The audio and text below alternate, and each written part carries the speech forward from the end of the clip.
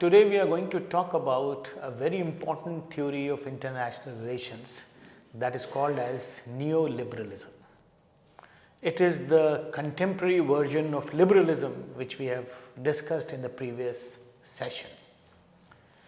Neoliberalism is a rejection of the more utopian and cosmopolitan version of liberalism. It is actually a liberal critique of realism which emerged in the 1980s. This approach emphasized upon the importance of international institutions in reducing the inherent conflict that realists see as inevitable in the international system. This argument is based on the basic liberal idea that seeking long-term mutual gain is more rational than seeking individual short-term gains. The neoliberals talk about absolute gains rather than relative gains, and they emphasize upon institutions and regimes for the furtherance of these objectives. Actually, if we try to understand what these absolute gains are, they are gains where both parties or whatever number of parties which are there in any agreement, they are absolute gainers. If one were to give an example of this, for example, if you go to a marketplace, a shop, and are trying to buy something from a shopkeeper, say a dress, and the shopkeeper says that the cost of that dress is, for example, 1000 rupees. You do some kind of bargaining and eventually the agreement is reached that you will get that particular piece of clothing for rupees 800. So, when you pay 800 rupees to the shopkeeper, you are very happy that you have been able to get a good price for the product. But the shopkeeper is also happy because if he has agreed to sell you that particular product for rupees 800, that means that he has made some profit, although he could have made some more profit if you were to buy that product at the initially quoted price of rupees 1000. So, the point basically here is that both of you are gainers. The shopkeeper is also happy and you are also happy, and you again after some time might return to that shop. So, in this cooperative exercise, both of you are gainers. So, therefore, it is called as absolute gain. Whereas, in the realist framework, we were talking of relative gain, that when I gain, the other party has to lose and vice versa. So, this is a situation of absolute gain, and for gains, they say that cooperation is something which is possible at the international level. The new realists also agree that states are the main actors. There are conflicts among states. There is the possibility of distrust in international politics and all kinds of things which realists were apprehending. The similar apprehensions are there with the neoliberals also. But they say that despite all those things, the possibility of cooperation is there because once countries would understand and see and realize the benefits of cooperation, they would go for cooperation rather than conflict. So, therefore, the neoliberals are saying that we need institutions and regimes at the international level for furtherance of these interests of countries. Now, institutions need to be structured at the international level where there would be certain rules, norms and regulations of these institutions, and these institutions would be so beneficial to countries that they would voluntarily come and become members of these institutions. So, even if some countries might be gaining relatively less as compared to other countries, they would still continue to be in these institutions because they would feel that being in the institution is more beneficial rather than leaving those institutions. So, therefore, the neoliberals emphasize upon the utility of institutions and they talk about non-zero-sum games in international politics. The realists were talking about zero-sum games, that either you win all or lose all. But here they are saying that that is not what is the reality of international politics.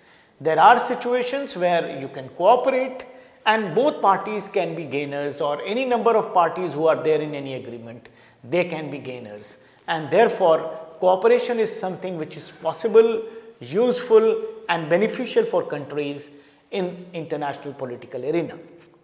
The neoliberals argue that despite many sources of conflict in the international arena, states therefore, because of the above mentioned reasons, would tend to cooperate most of the time.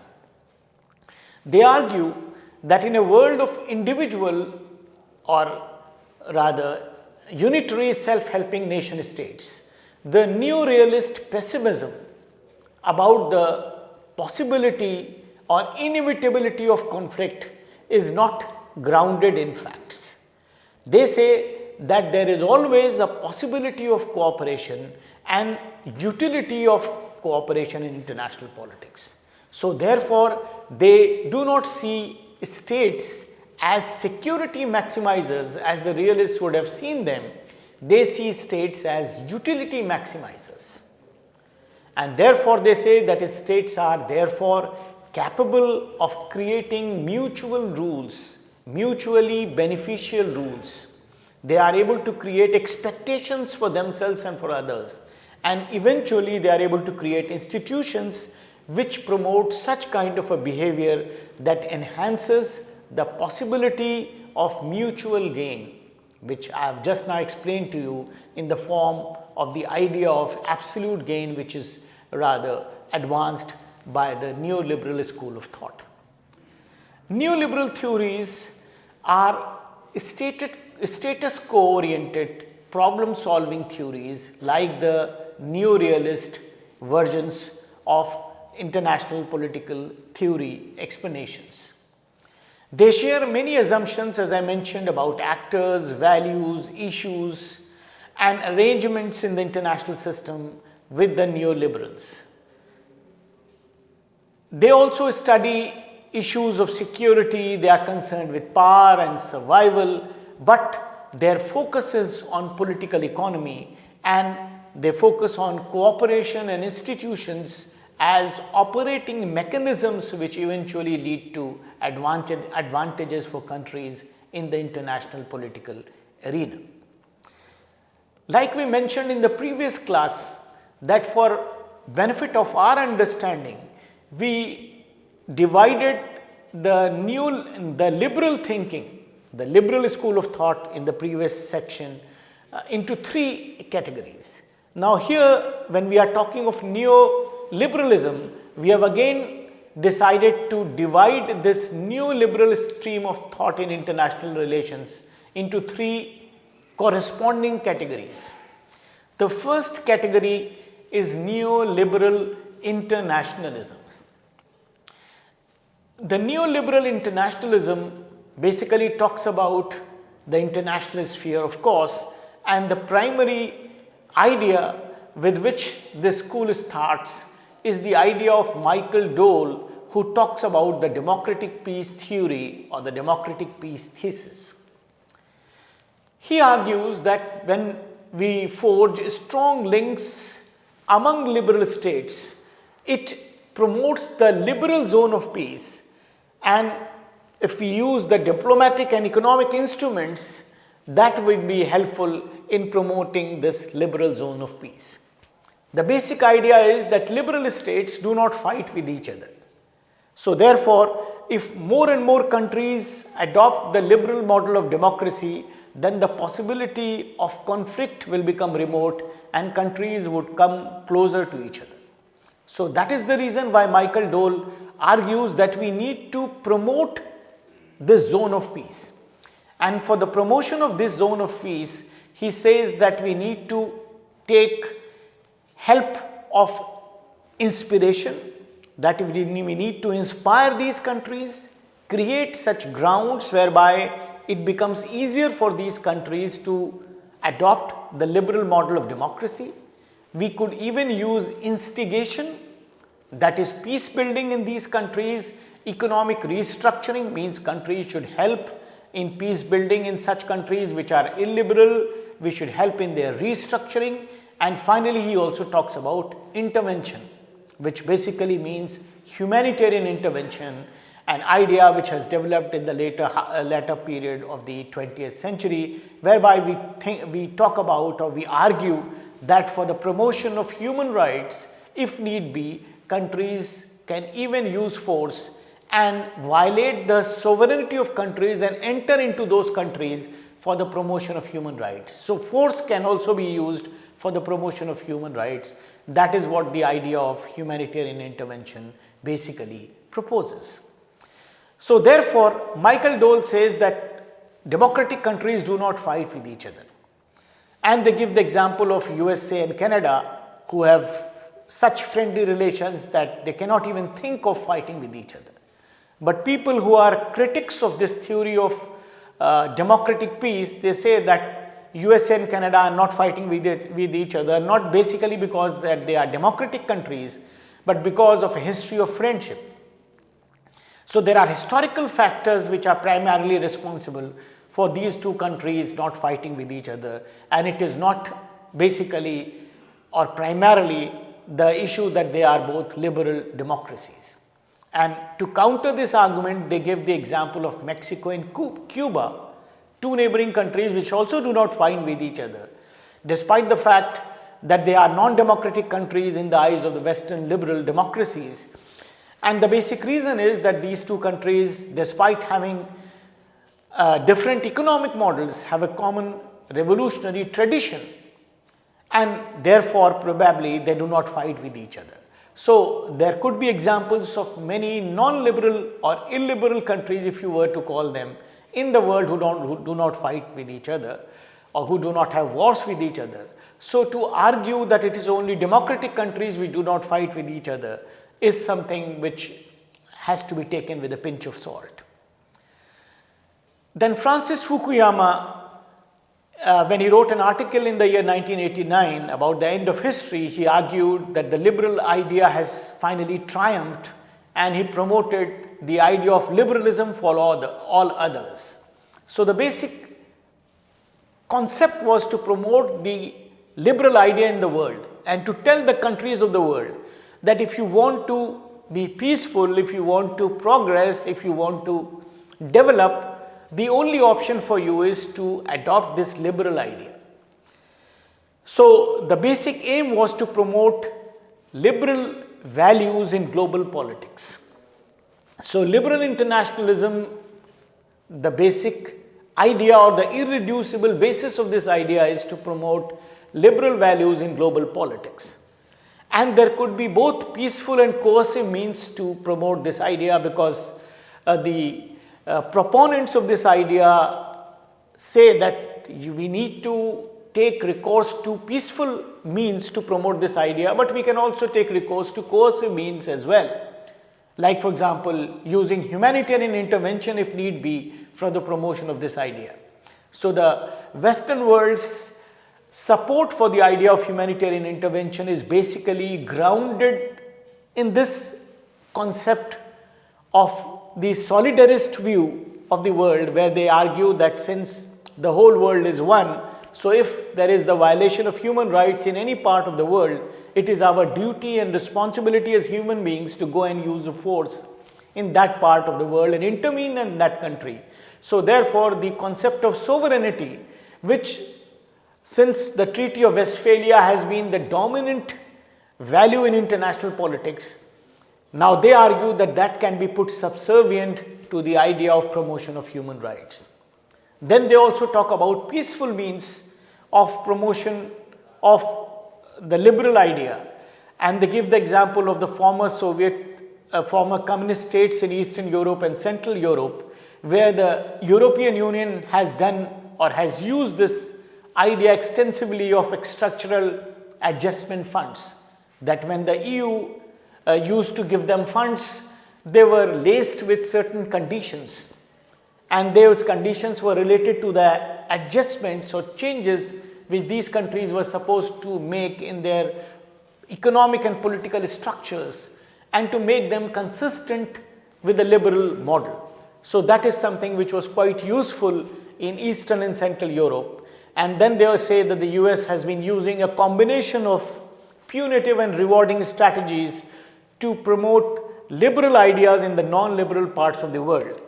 For example, the kinds of loans which international financial institutions like the IMF and the World Bank give to developing countries of the world. So all these loans, all this assistance comes laced with conditionalities. And what are these conditionalities? These conditionalities are conditions whereby these countries are required to bring in certain changes in the political, economic structures, which the countries of the West would argue are basically intended at making these countries, their policies, their polities and the economies consistent with the liberal model, and it is basically intended at taking them on the path of growth, although there are a lot of rather arguments against this claim, but we would deal with those arguments some other time. In the third world, there are a lot of issues with this kind of coercion and peaceful means, which are employed by the Western countries to promote liberal values. A classic example is the case of East Timor, which has been explained by the name of the Australian dilemma. It is the case of promotion of human rights by the Western world in Indonesia without damaging economic and security interests of countries like Australia and other allies of Australia in the region. In short, since East Timor was occupied by Indonesia in 1975, there were reports of repression, that is human rights violation, in that part of the world. So the Western world, which often gets concerned when human rights are violated in countries which are not very close to them economically, politically and strategically, and they generally prefer to keep their eyes shut when such human rights violations are taking place in countries which are acting in consonance with their own interests. Anyway, in this case of East Timor, in 1999, under pressure of Western lending agencies, Western governments and the Australian government also, the East Timorese were allowed to vote in a referendum for independence, and they overwhelmingly voted in favor of independence. Now Australia, which had very good relations with Indonesia because of economic and strategic reasons, since the year 1988, called for the creation of the international peacekeeping force to intervene in East Timor. Although the point was not reached in this case where force was required to be used, and Australia, in alliance with other Western countries like the United States, was able to, and also the lending agencies, because Indonesia's economy was in shambles and it had taken a lot of money from Western lending agencies. So all these factors combined together to put pressure on Indonesia and to agree that the demand of the East Timorese or the population of East Timor should be respected and they should be allowed to be freed. So therefore, as a result of a mixture of coercive means, peaceful diplomacy and arm twisting, all these things combined to ensure that the human rights of people in East Timor were respected if you were to accept the explanation of the Western world. So here, in this case, Australia was able to act as a bridge between the political culture of the West and those of Asia, and was able to bring about some change which, according to the Western liberal world, was consistent with the idea of liberal internationalism. So this whole situation is referred to as the Australian dilemma, because Australia was in a state of dilemma as to what to do, whether it needs to be too rather aggressive as regards the government of Indonesia, or it should only resort to diplomatic means in dealing with that problem, because it did not want to hurt its economic and its strategic interests, which lay in having good relations with Indonesia.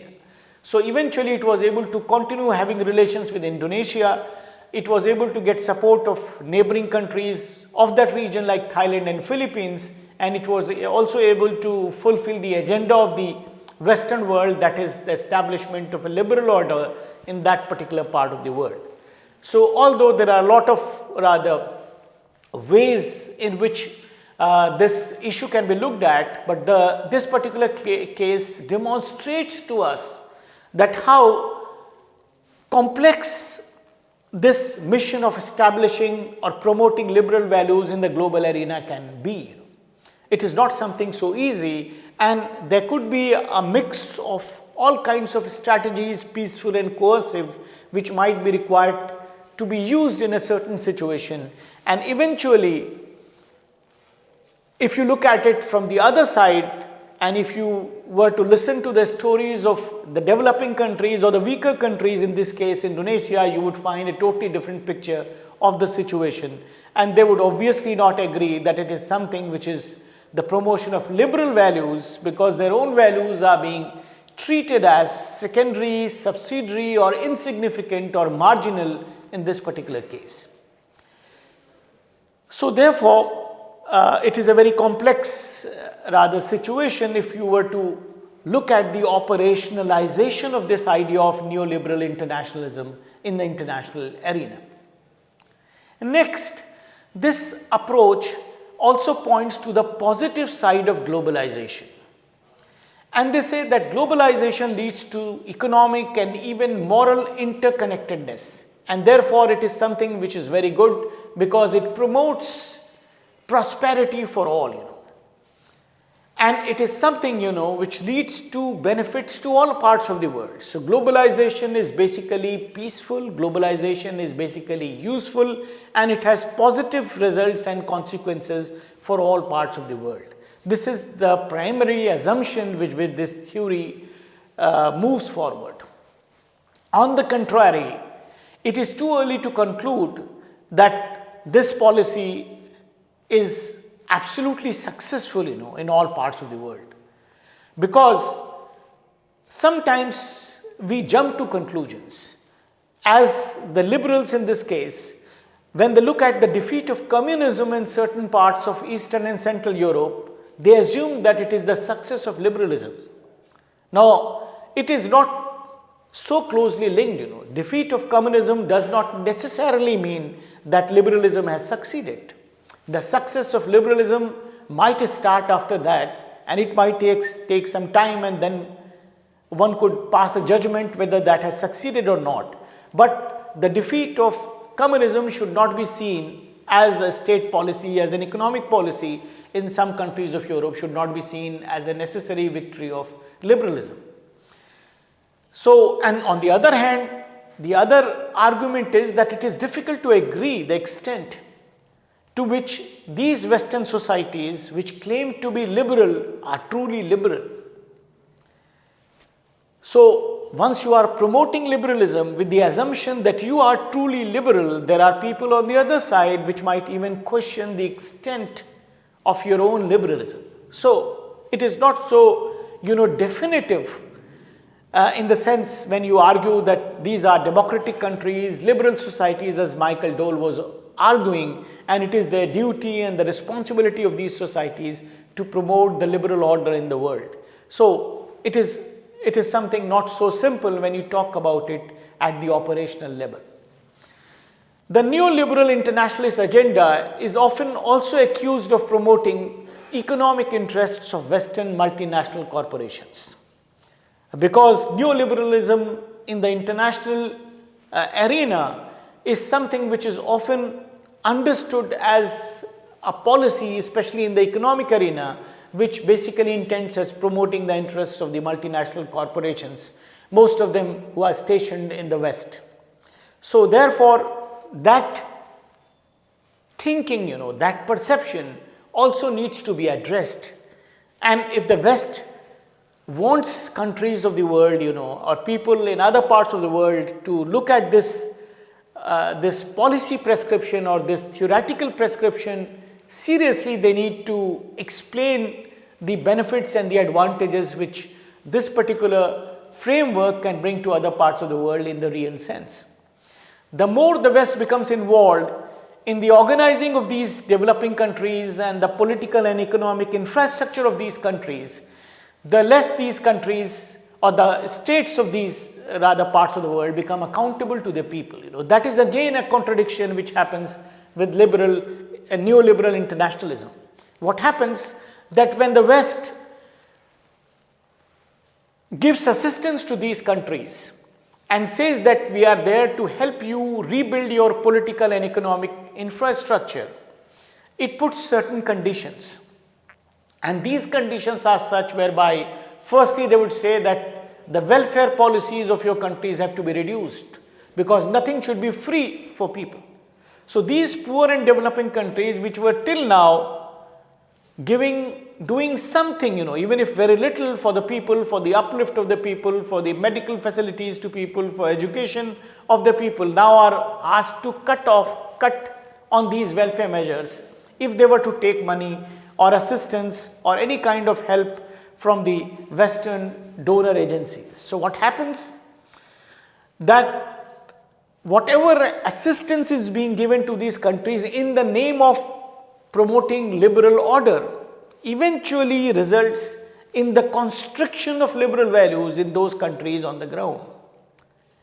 So the people of those societies, of those countries are rather throttled.